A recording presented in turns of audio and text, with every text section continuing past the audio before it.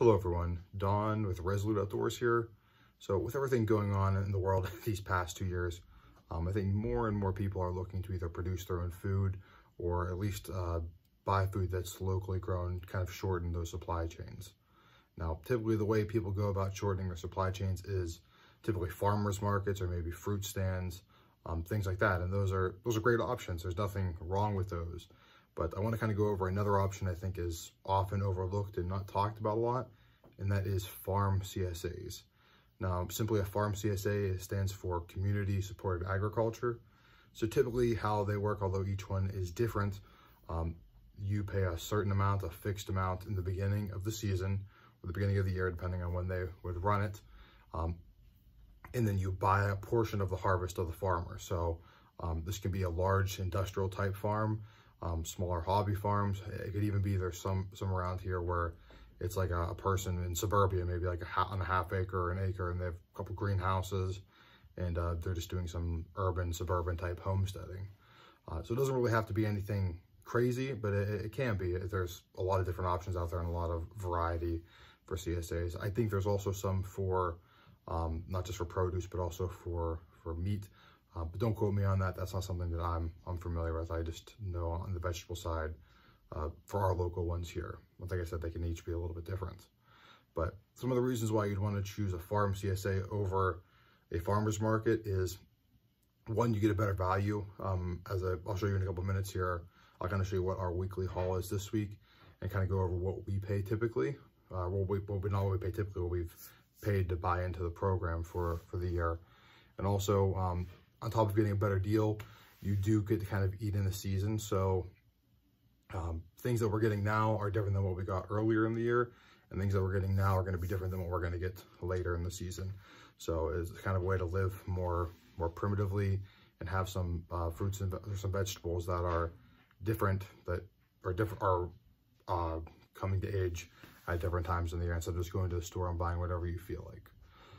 Some of the downsides of farm CSAs is that since you do get a fixed amount, sometimes it can be an awful lot, especially if you have a smaller family or you don't go through a lot of vegetables, or if there's something that you get in the box that you don't like, it can kind of hurt the value equation there. Although I do think farm CSAs, at least our local one here, within 5-10 miles or so, is a really good value. One other thing I want to note about farm CSAs as well is that I don't know how your local one would run, but for us here, we have one, and the actual farm is very close for us. But some farm CSAs, and this ours in particular, will travel pretty far. They pretty much cover the entire county here. So it's not ideal to have something that's far away if it's on the other side of the county, but it's definitely a shorter supply chain than buying something from the grocery store. A lot of times they will deliver to pre-designated pickup points. That's how ours does it here. So if you don't live close to the farm like we do, you could go to a pickup point and pick up your box or your food box for that week. So that's kind of a little bit about farm CSAs. It really does help you kind of expand your horizon a little bit, try some different things that you might not have experience with. There's a lot of vegetables that I had through the farm CSA that I really hadn't tried before, like chard or kohlrabi, are things that I really hadn't had before, but being able to kind of being forced to have these in the box, it helps me to try and appreciate those more. Also, you get a good amount of products at one time. So if you save them up over a couple weeks, you can practice some preservation techniques. Like I know last year we got a lot of green bell peppers. So about 2 or 3 weeks or so, I built them up, and then I cut them all up, and then I dehydrated them in one batch. So you can do things like that.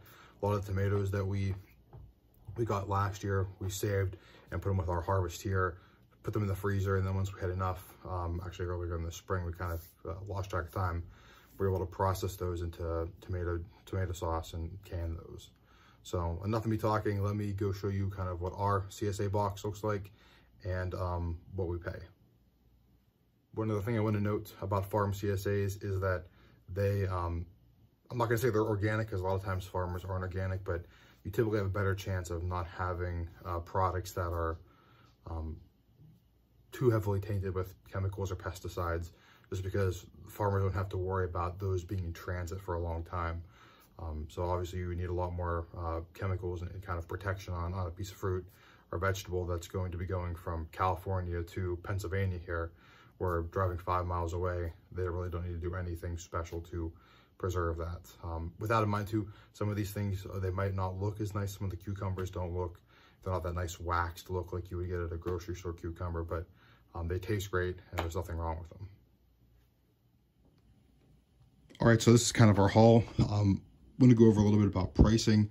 So we pay a flat rate of $350 and we get 16 weeks. So that works out to be a little, roughly around $22 a week. So this is kind of what you get from our CSA for $22, which I think is a really good deal. If you would price this out at the grocery store, I think you'd pay an awful lot more. And like I said, some of the quality in this food, I think is a lot better, and it's also fresh. So we have, you know, three green bell peppers, tomatoes, sweet corn, zucchinis, a fair amount of cucumbers, and you kind of see here, cucumbers, like I said, they're not the prettiest looking ones. They're not, you know, designed to go shipped across the country. They're just for more local use. We have garlic, onions here, beets, one type of lettuce here. We've gotten a lot of different types of lettuce this year. Lettuce is starting to, you know, kind of tick down as we get into more of the mid to late summer. We have some celery here as well. So it's pretty good value overall. I think we get a lot of bang for your buck for around $22. So just kind of wanted to bring this to your guys' attention.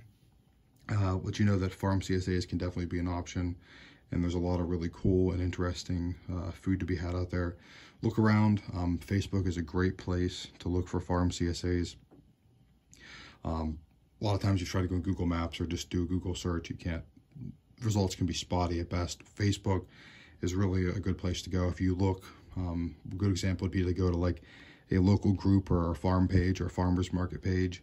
And then a lot of times they'll have suggestions if you follow or like that page. And then a lot of times those can lead you to some of those CSAs or other local agricultural suppliers. So appreciate you guys tuning in. This is Don with Resolute Outdoors. Till next time, I'll see you.